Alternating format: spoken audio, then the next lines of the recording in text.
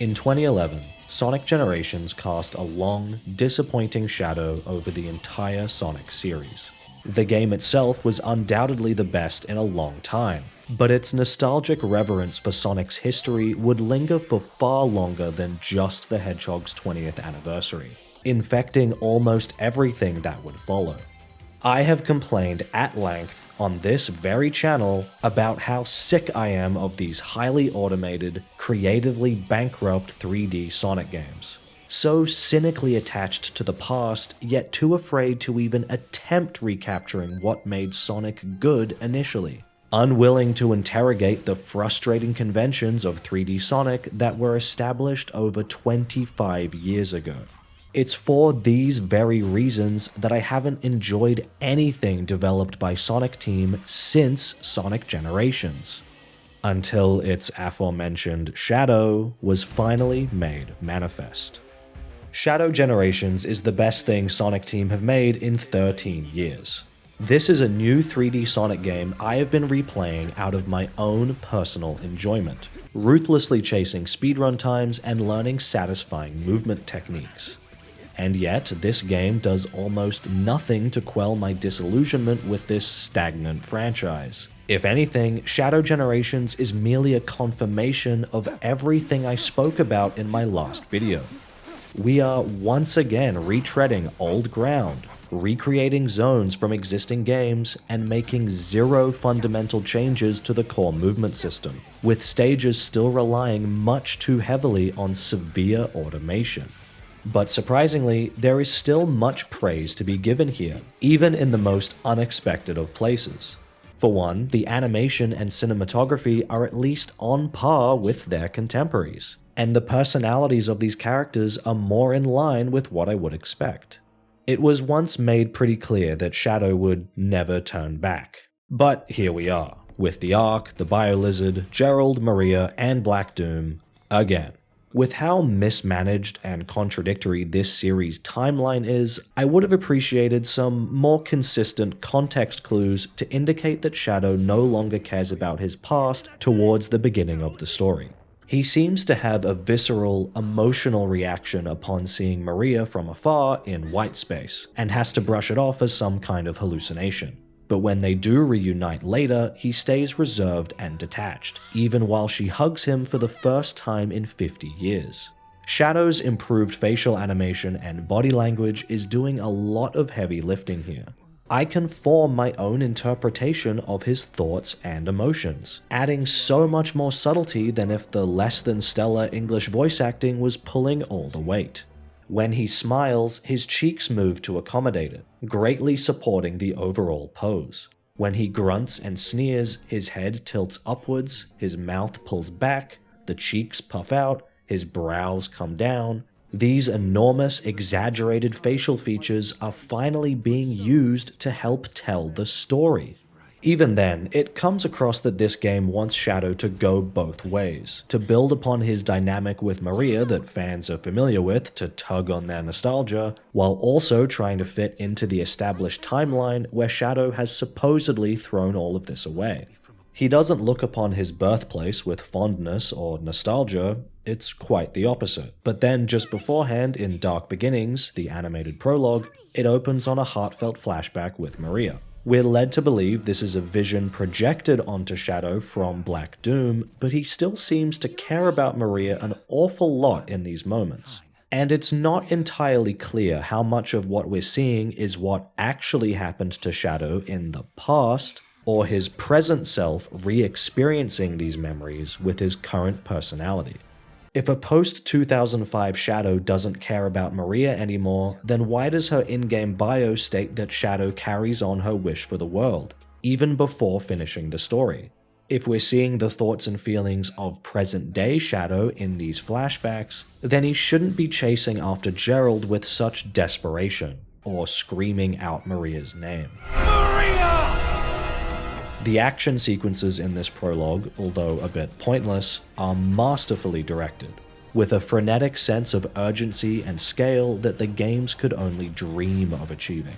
But its more pedestrian conversational scenes suffer from these stiff 3D models.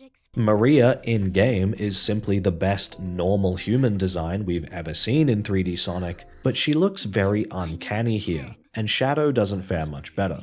If I were to draw Shadow by hand, I would never draw him quite like this, with such a wide center brow, rounded ears, and a hard intersection where his eyes meet his muzzle. This isn't the case for all shots, of course. Sometimes Shadow looks fantastic, but it's when he's posed in a way to avoid these problems that I just mentioned. So much of these characters' appeal is in the shape and curvature of their massive eyes, that even subtle changes can heavily diminish the overall look. I was going to offer more of my own sketches to illustrate this, but some moments in the official animatics already have much stronger forms and silhouettes than their finalized CG shots. None of these aesthetic problems are new for 3D Sonic, they're still noticeable in-game too, but this harder-edged, 2D anime-inspired art direction only makes them all the more obvious. Strangely, Shadow and his other exclusive cast received a lot of visual attention in-game, but other returning characters like Sonic and Rouge don't move with the same level of polish. Sonic still makes these stiff, Frontiers-esque expressions with his eyelids instead of his eyebrows, and this is clearly the same ugly character model from that game, posed with a messy silhouette and retaining the same fuzzy, velvety materials. Rouge comes off as quite robotic too, and I couldn't notice any motion in the topology of her muzzle when she speaks. When Shadow is talking, his mouth and cheeks are much livelier, with readable lip sync. Additional flavor text around the hub world can shed information on other minor details about the story, one of which has Rouge confirmed that Shadow did indeed move on from his previous life. The Dark Beginnings animatic has Shadow say as much out loud while flying to the Ark, but I think there were more elegant options here. His line, "That life was taken from me long ago," is worded very passively. Of course, his future with Maria is gone through no fault of his own, but some more active wording like "I left that life behind me long ago" would have been all that was needed to tie everything together continuity-wise. The symbolism here is lovely though. Shadow is letting go of the emotional baggage weighing him down right as the rocket jettisons its first stage to escape the Earth's gravitational pull. It needed that extra boost to make it this far, and Shadow wouldn't be where he is now without Maria. But he doesn't need her anymore. Shadow is his own person, free to decide his own path, and can make it by himself.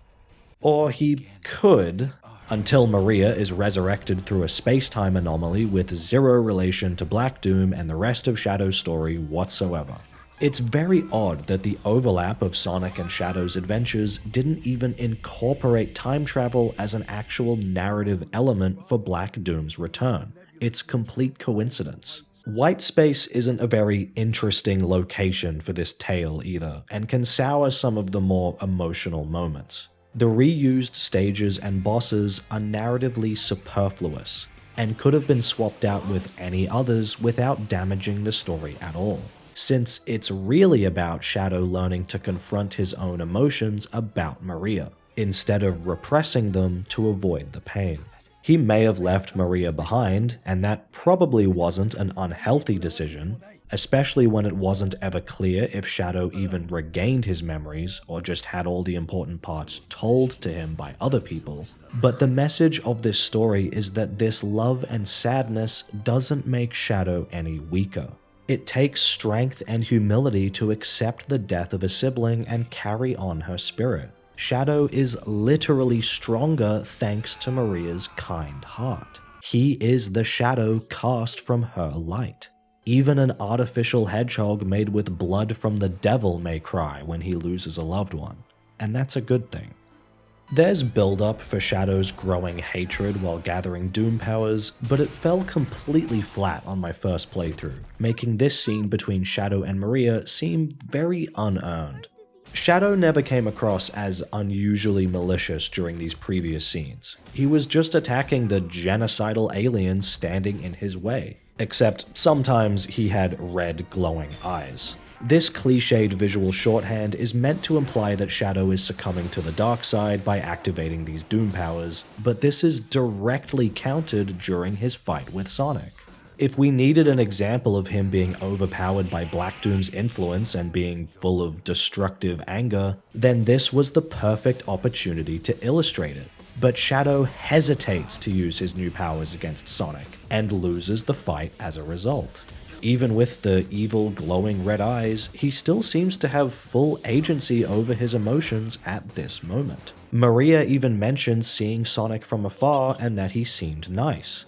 Maybe he could have taken her on a small adventure somewhere, awakening a feeling of jealousy within Shadow, forcing him to admit that his love for Maria is still buried deep inside. These negative emotions would have further justified his battle with Sonic, and properly set up Maria's speech about seeing him so full of anger. But instead, this moment appears to be purely plot-driven, so we can reference the fake Chaos Emerald from Adventure 2 to explain why both of these characters have access to Chaos powers in their concurrent campaigns, and let them both throw out obnoxious fan service callbacks to past games. Sonic feels particularly rude and annoying here, seemingly reverting to more of that high school jock persona. If I was Shadow, I'd want to punch this guy too. Having followed this series for so long, these things almost feel pointless to bring up. Sonic's characterization has been tainted ever since his poor Western localization and marketing campaigns in the 90s, painting the once optimistic, free-spirited force of nature as a snarky, wisecracking superhero archetype.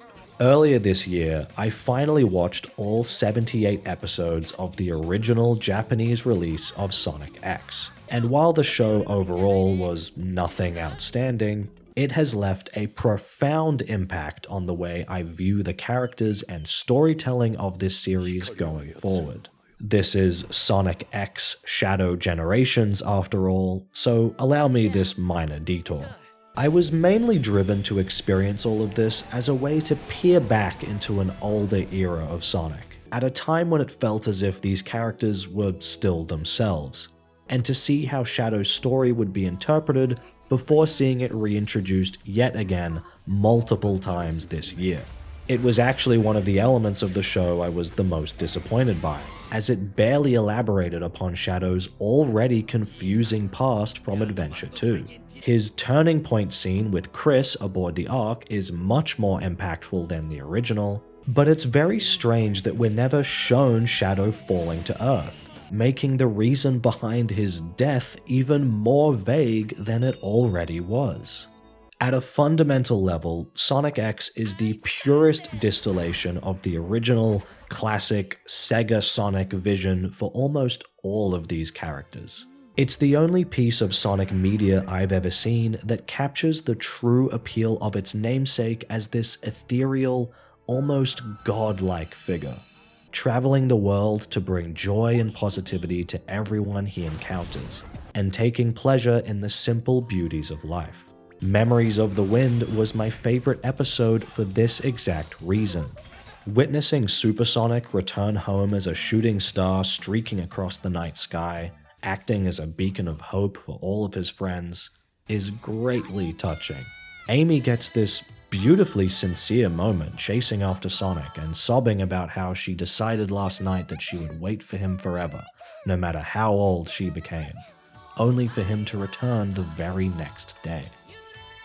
His one last adventure with Chris on Earth is also very sweet, even causing Sonic to shed a few tears, likely for the pain he knows Chris will feel when he's gone.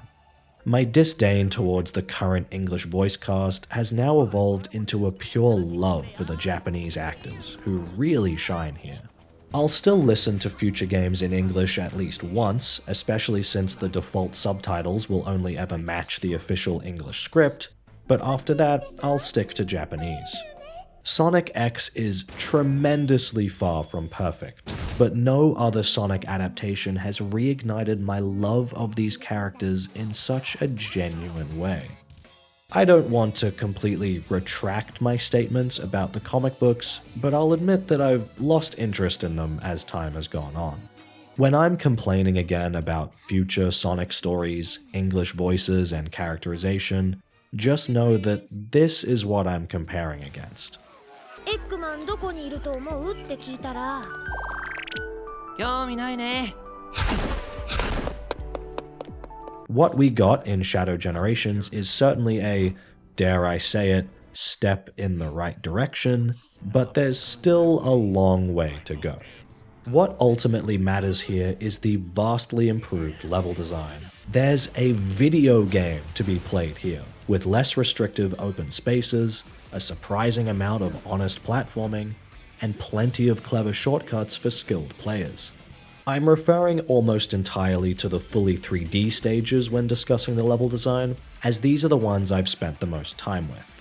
I just wish there were more of these to replace their 2D equivalents. This game's short length would have been perfect if it was nothing but unique, high-quality 3D zones all the way through.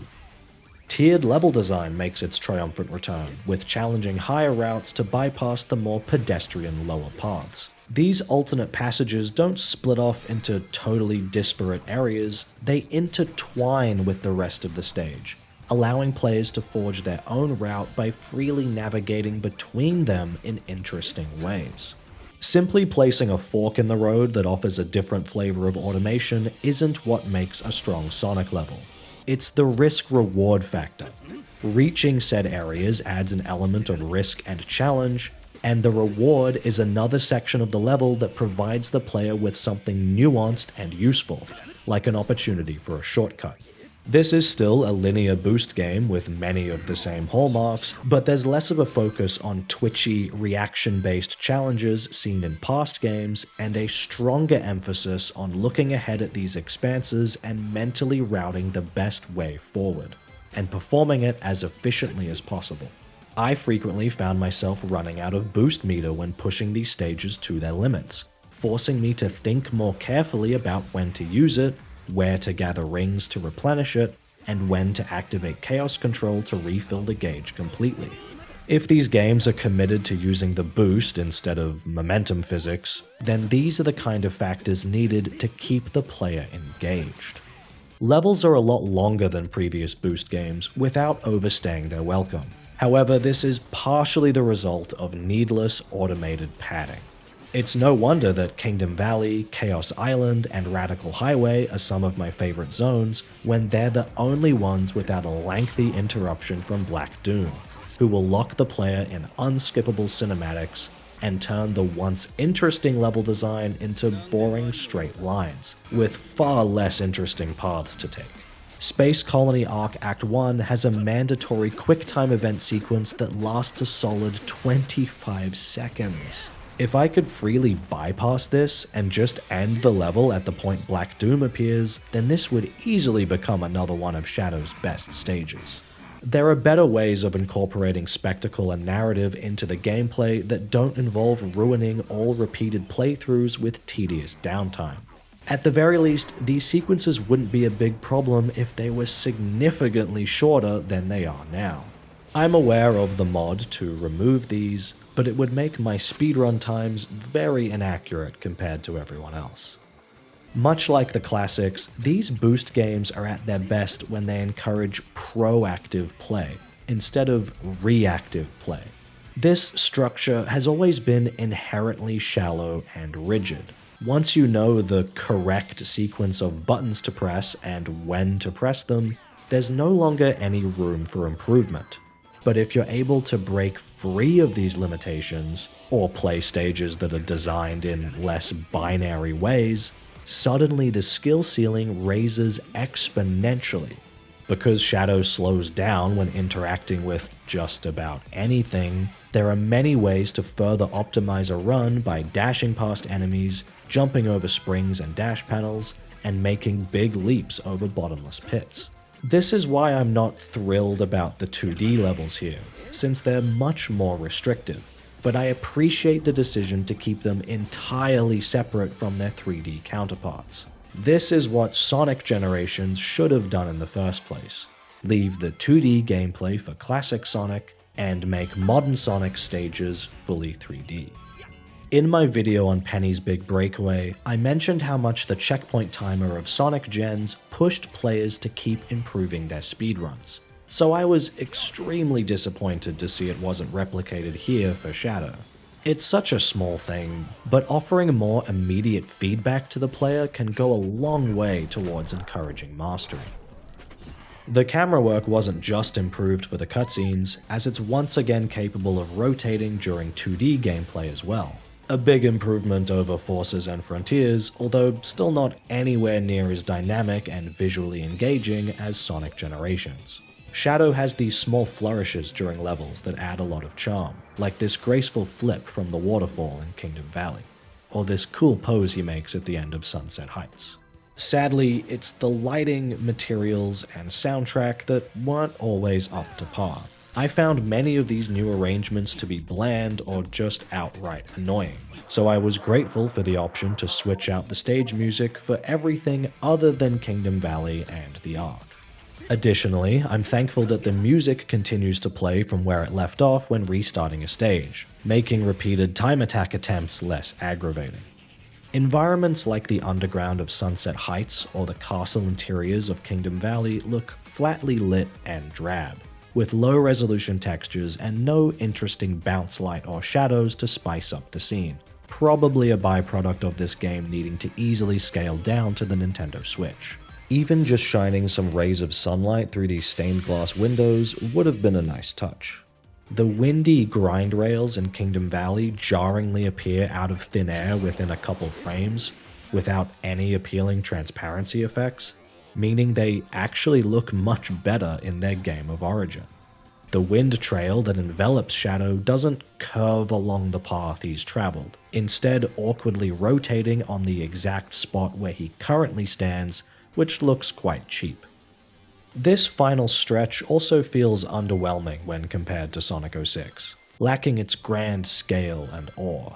There's no rainbows between the rising walls of water. The music doesn't change to the more mystical sounding track heard in the original game, and the path is even more hallway-like, devoid of twists and turns, or any point where Shadow can run across the water directly.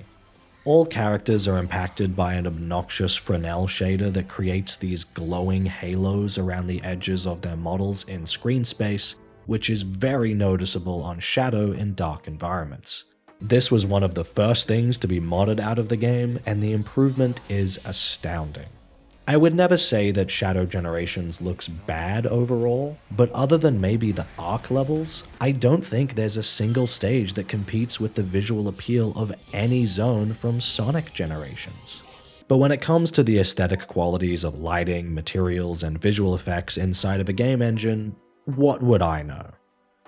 Shadow's head targeting system for looking at other characters and objects is really unreliable, and often snaps his head in these awkward steps. But this is the only consistent new glitch I've noticed, and it has no effect on gameplay. This is mostly a solid package, a rarity for this series, and they even had the decency to increase the frame rate cap, which was long overdue. The white space open zone doesn't suffer from the dramatic pop-in that plagued Frontiers, although this game is clearly built upon that foundation. Shadow can sometimes get superglued to objects at odd angles, just like Frontiers, and there was a time I fell right through the floor, fittingly in the Frontiers level. There seems to be a problem with homing attack buffering when Shadow changes target mid-animation, which may have been passed down from Frontiers too.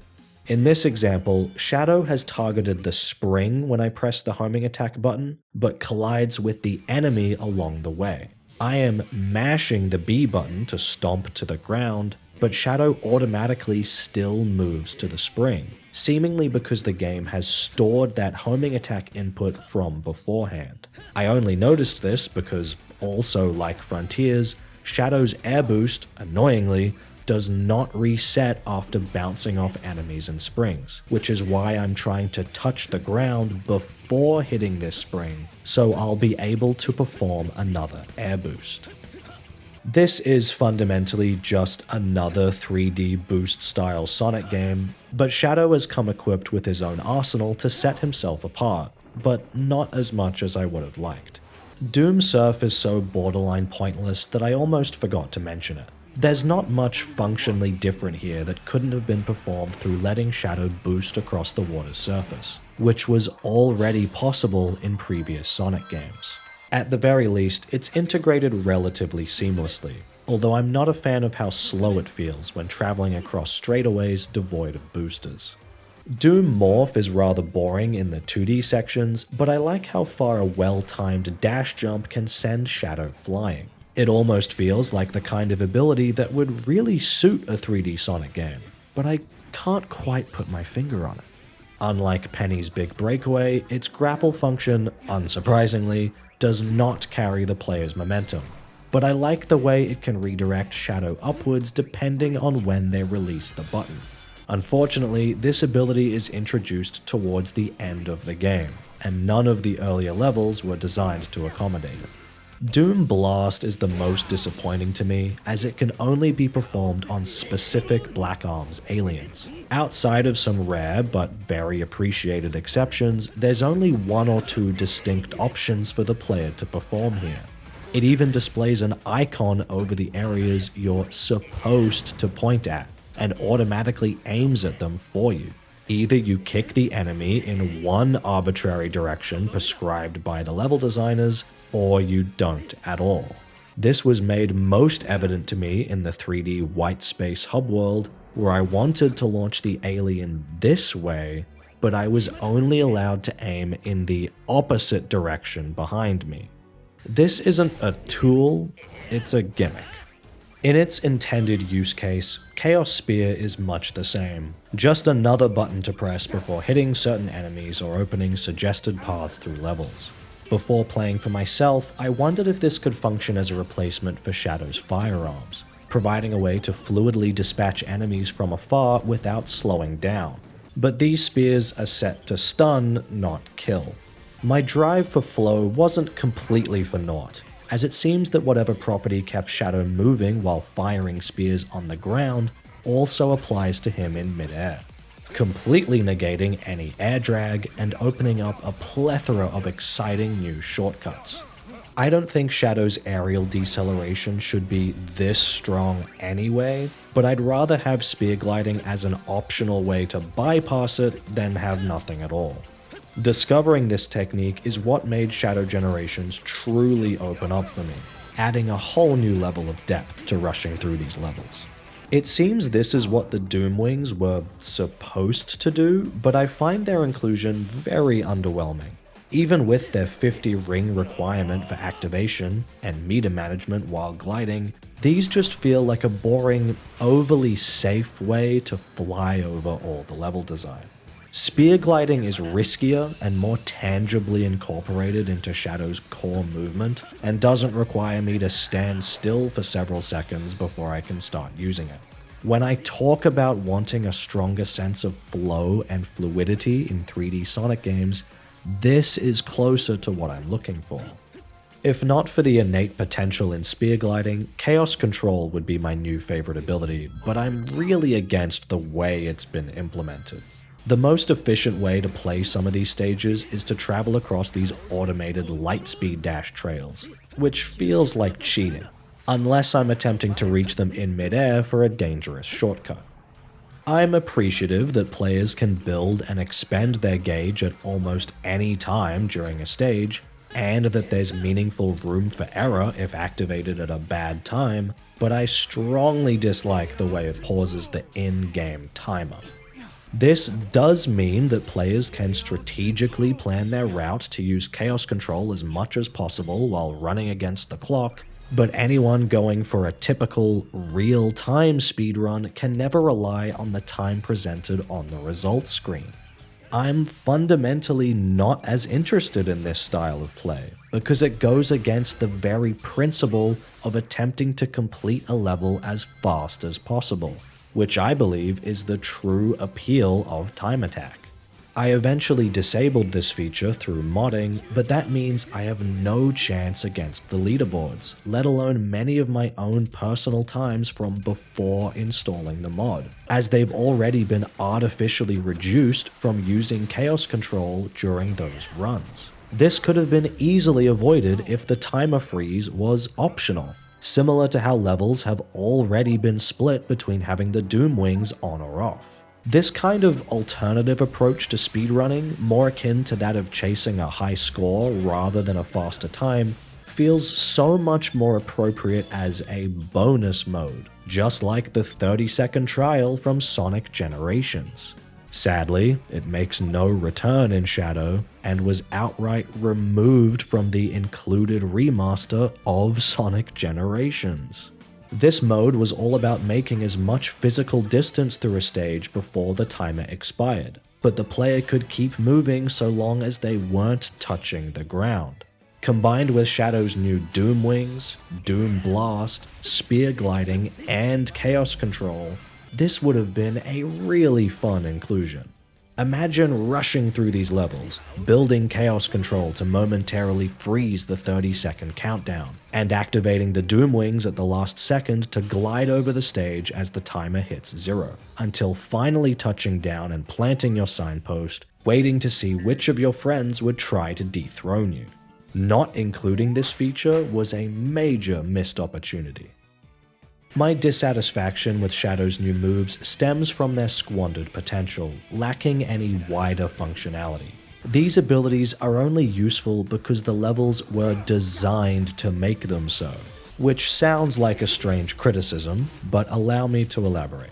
Sonic Roboblast 2 is a 3D classic Sonic fan game with a thriving modding community, who add in their own custom characters with original movesets that can be very different from the vanilla roster. Vector can reach great heights by rhythmically timing his horizontal dash to rebound off walls. Ray has his Cape Feather Glide from Sonic Mania Plus to build lots of aerial momentum. Espio has this bouncy multi-directional teleport dash, and so on. Whether or not these systems break the intended balance of the original game is up for debate, but the point is that these movesets allow the player to experience the stages in a functionally different way, without needing to alter any of the level design. Other games like Freedom Planet and Devil May Cry excel in this same department. These old levels and bosses are made new again when seen through the lens of a fresh protagonist with their own strengths and weaknesses. Shadow in SRB 2 may be lacking the sheer breadth of abilities from Shadow Generations, with none of the new Doom and Chaos powers, but he comes equipped with the infinitely more convenient ability to Chaos Snap twice in almost any direction before touching the ground. Because this 2 teleport limit resets when bouncing off enemies, item boxes, and springs, players are incentivized to utilize all of these pieces in creative ways instead of running straight past them. The game doesn't need to contrive a reason for Shadow to use his Chaos Snap. The player is free to do it at any time and define its practicality by themselves. Shadow Generations gets this the wrong way around. These powers exist so they could design sections where you have to use them, rather than making them convenient in a variety of contexts. If we perfectly remade these abilities in SRB 2, the player would barely be able to use them. Doom Blast wouldn't work, because we'd need to modify the stages to spawn in specific enemies that Shadow can perform it on. For Chaos Spear to be useful, we need to add in switches that only he can activate. Doom Surf would have some use cases, but players have no way to turn it off when running over water, which would soft lock them during the 3rd zone of the game. For Doom Morph to be useful, we need to create new level designs specifically for it, and add these purple orbs that trigger the transformation. None of these new powers are innately functional. They're context-sensitive keys to insert into arbitrary contextual locks. When every problem is solved the same way, the problems themselves cease being fun to solve. There's no interpretation on the player's behalf when seeing these signals in-game. These actions become so binary that a machine could be programmed to perform them. The scope of this issue is far greater than that of merely the Sonic series, but I believe it to be one of the most critical failings holding the 3D titles back to this day. I've had my fun when I accept this game for what it is. but I can't stop thinking about its potential if the developers had the confidence to break free of the stagnation of 3D Sonic gameplay. Once again, the best way to run through these stages is to avoid most objects like springs, enemies, and zip lines because they all slow you down, when they could have instead been designed as modular tools for the player to incorporate into their movement in clever ways. Shadow loses all speed when jumping into enemies, his homing attack is slow and doesn't carry any momentum, and slope jumping is basically non-existent. Loops are still completely automated, even this one in the hub world can only be traversed if the player touches one of these dash panels. Spear gliding is the closest we've ever come to embracing those fluid, momentum-based highs that I know 3D Sonic could reach if it was more in tune with the basics of its 2D origins. But even this is seemingly an oversight, an unintended dose of fun and player expression. All of Shadow's other new moves lack the functionality that made alternate playable characters feel so special in the classics. Levels are still not immune from the occasional long hallway, or moments where the player is forced to boost through a scripted set piece that drags the pace to a halt. Sometimes Shadow has to stop and defeat enemies before he can progress, which I would argue is the antithesis of Sonic game design, especially when the act of defeating said enemies is this dull. Some of these moments can be skipped, and that's great, but why include them at all? The camera is still completely locked off, occasionally trapping players in leaps of faith when executing advanced maneuvers. Drawn-out quick-step sequences are mostly absent here, but levels like Rail Canyon are still loaded with this highly automated, lane-based level design. When a friend of mine, with very little exposure to Sonic, compared this stage to Temple Run, the Endless Runner mobile game, I felt astronomically vindicated. Even the more unique elements of these 3D Sonic games have actively regressed over time as well. Just like Frontiers, the air boost doesn't reset after interacting with most objects like enemies, dash ramps, and springs, but it does after grinding on rails, jumping off ropes, or using certain Doom powers. To make things even more confusing, springs attached to the end of grind rails do reset the air boost, even if the player makes no direct contact with the rail itself. It was still possible to jump off zip lines in Frontiers, but not here in Shadow Generations, except for the Tokyo DLC stage where Shadow can jump off at any time. How is a player supposed to make quick decisions in regards to their movement when everything is this contradictory? Jump deceleration wasn't as big of an issue when Sonic had this short little hop for crossing large horizontal distances, but that's long been removed as well. At least they actually committed to a consistent movement system this time around, instead of telling the player to figure it out themselves. Boss fights, while a lot better here than many other 3D Sonic games, are still a distraction from the much more engaging platforming stages, and don't offer as much room for proactive play. There are, of course, a few momentary exceptions, and again, these are very appreciated, but bosses remain to be arbitrary inclusions that don't properly build upon the rest of the game's strengths as a fast-paced platformer. Existing themes and assets are being reused again, rather than making something truly new. I know this is part of the Generations identity, but just like Shadow, I too am sick of having the past thrust upon me, especially when some of these zones were clearly included because they already had assets made for Hedgehog Engine 2. I understand there's an element of brand synergy at play here, introducing Shadow's past to newcomers before his feature film debut, but this only makes the lack of originality feel even more cynical. Perhaps it sounds contradictory to want 3D Sonic to recapture more of its classic 2D DNA, while also complaining about this series being stagnant and stuck in the past. Am I just asking for another, slightly different form of nostalgia pandering that caters directly to me at the expense of everyone else? No, I don't think so. Because there is nothing modern about 3D Sonic games anymore. and the foundation they were built upon was already deeply flawed. At this point, there's almost more boost Sonic games than there are truly classic-styled ones that play just like the Mega Drive titles. I count 6 games, and that's not even including the handhelds, the Wii version of Unleashed, or other similar games like Dream Team. I am so insistent on this return to Sonic's fundamentals because we still have yet to see a single attempt at it officially, even though I know it can work. Penny's Big Breakaway was a delightful showcase of momentum-based platforming from some of the team behind Sonic Mania, and Shady Knight became my favorite game this year within less than half an hour of playtime. This is not a Sonic game at all, but it follows many of the same principles as the classics, as do many of my other favorite games with nuanced mechanics that facilitate skilled play. Every single ability is a versatile tool that offers consistent results with all other interactive objects. Kick off anything to gain height or redirect your momentum. Grapple onto any physics object. Jump off enemies to maintain your speed. Parry any source of damage, even the floor itself. Sonic used to be more like this with its own set of unique mechanics, so why can't it do it again?